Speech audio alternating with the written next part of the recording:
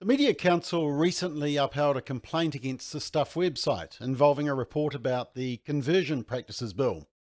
And I want to take you through this article and the complaint because it shows you just how problematic journalism has become in New Zealand. And this was made very, very obvious in the recent conversion therapy debate. Let's check it out.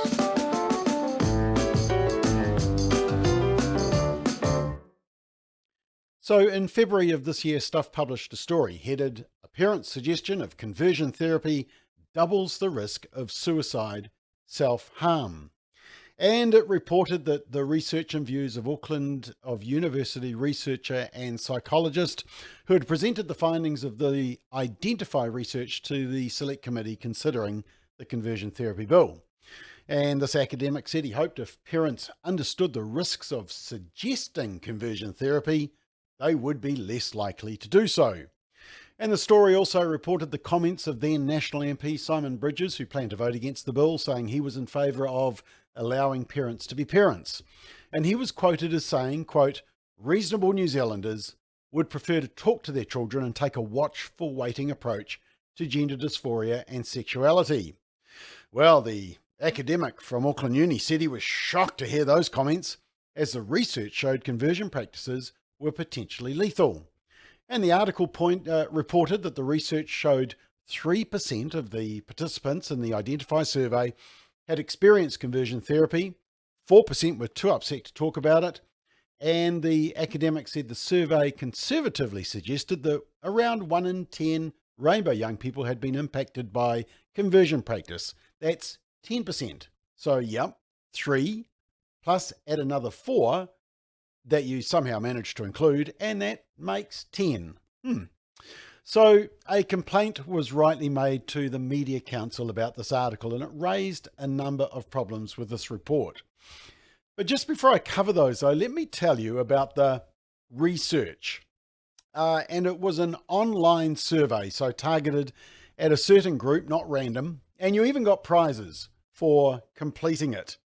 And note that anyone can take the survey. Rainbow, allies, friends, supporters, and even Bob McCoskrie. Yep, to show just how weak some of this research is, I actually filled in the form at the time. And here's my answer to one of the questions just to prove it. But here's the question on conversion therapy. Have you experienced it? Not has it been suggested, but have you experienced it? By whom? There's 5 options there. And then, do you wish to share anything about your experience? That's it. So LGBTQ, allies, friends, supporters, and Bob McCoskrie can write anything they want. Let's make it sound really, really bad. And who's running the survey?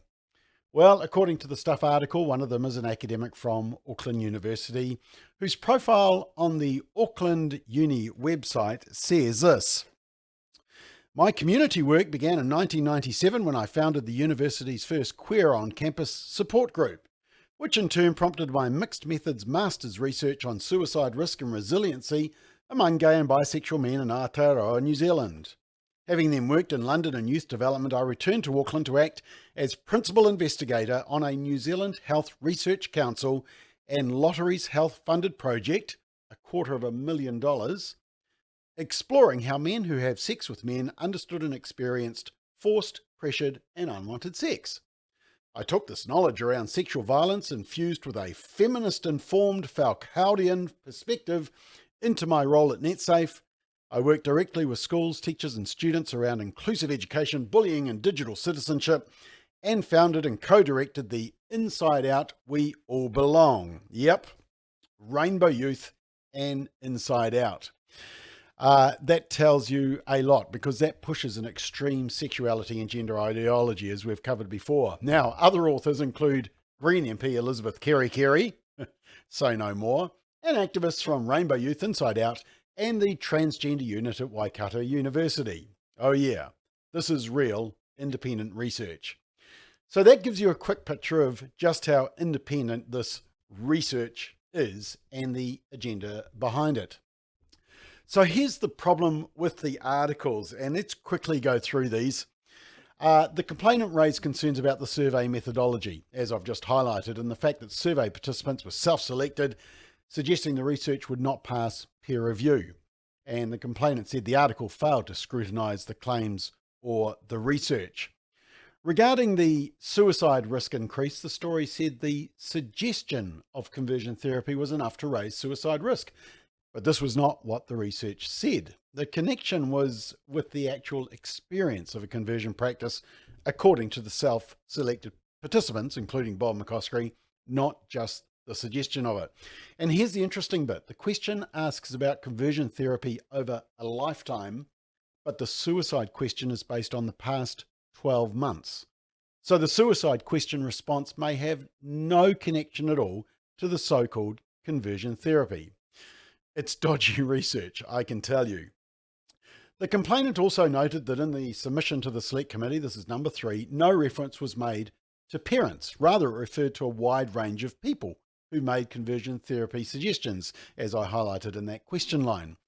So the reporter started massaging the message, and I think it's possibly to make opponents of the law look bad, because remember, one of the main concerns was about the effect of this law in relation to good and loving parents. Number 4, the complainant said that the claim that conservatively 1 out of 10 rainbow youth had had a conversion experience was inflated and inaccurate. And the author had taken the 3% who said they had a conversion experience, added 4% who didn't answer the question because apparently it was too upsetting, and rounded this up to 1 in 10. That's very convenient maths. 3 plus 4 equals 10. And it's very convenient rounding, isn't it? Now, number 5, the complainant said the online article was unfair to Simon Bridges because it plucked a quote from another media outlet and inserted it into an article about youth suicide and then used it as a basis to criticise Simon Bridges. And the complainant said that Bridges should have been given the opportunity to respond to the academic's criticism of him, because Simon Bridges' comment was clearly about gender dysphoria and the medical aspects of treatment.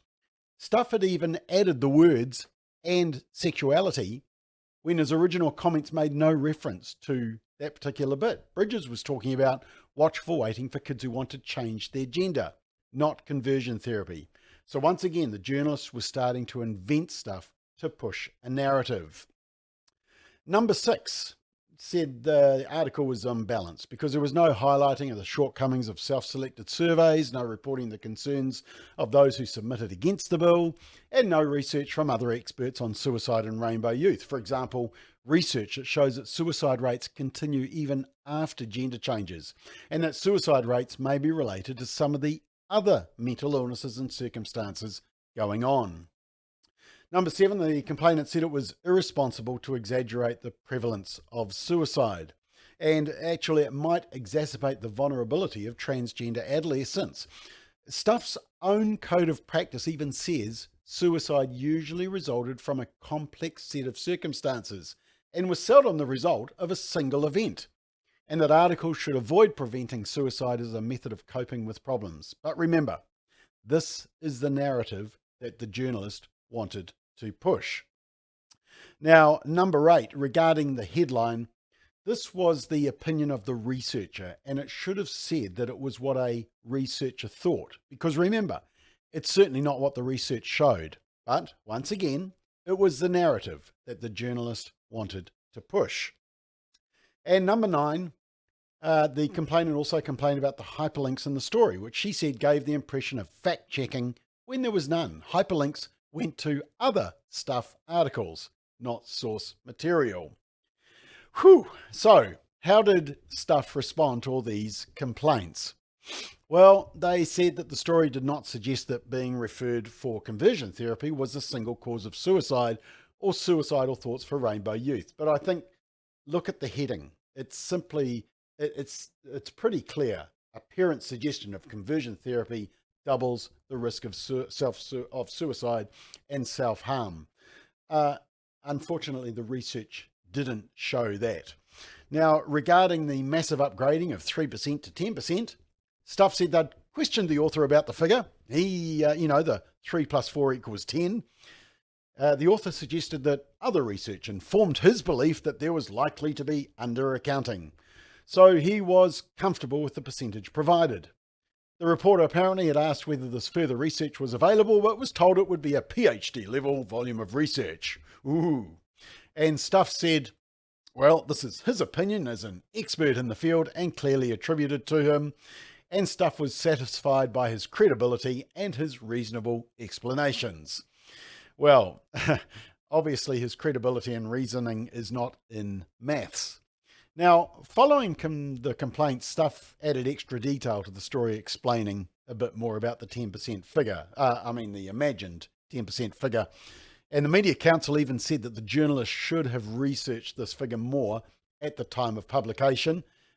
Methinks the journalist didn't really want to. 1 in 10 sounds dramatic. And Stuff said that the study was conducted by people who all had a vested interest in the integrity of the research. Well, I've already given you the list of authors. Like the journalists, they have a vested interest in pushing a narrative, pushing an agenda. And Stuff admitted that the research had not been peer-reviewed yet. It was just presented by an academic to the select committee because it pushed the narrative. And so they had to add this qualifier to the story following the complaint. And regarding the hyperlinks, Stuff said they were to provide context and examples of previous reporting, or bias reporting, I would add. And so Stuff have added a link to the researchers' select committee submission. Yep, they're doing a lot of amendments to fix this report. And the Media Council agreed that the quote attributed to Simon Bridges was a misinterpretation, a convenient misinterpretation. The Media Council also suggested that Stuff didn't need to make the article balanced because it was a long-running debate, so they could give balance over time. But as we well know, they didn't give balance over time, and this report that's available on our Family First website proves that down to the point. Now, the Media Council did agree that the title was misleading, so they added the words "says researcher." But the problem is, the statement is still misleading. The title is still misleading. This report and this Media Council complaint, points out that the legacy media were completely and shockingly biased on this public debate, to their shame. And this article is a classic example of it. Unfortunately, the damage has been done. The public weren't told the truth during the debate on banning conversion therapy. And then the media wonder why trust in them is rapidly being destroyed. Although, to be honest, I'm not sure which was more troubling and more flawed, the news report or the research.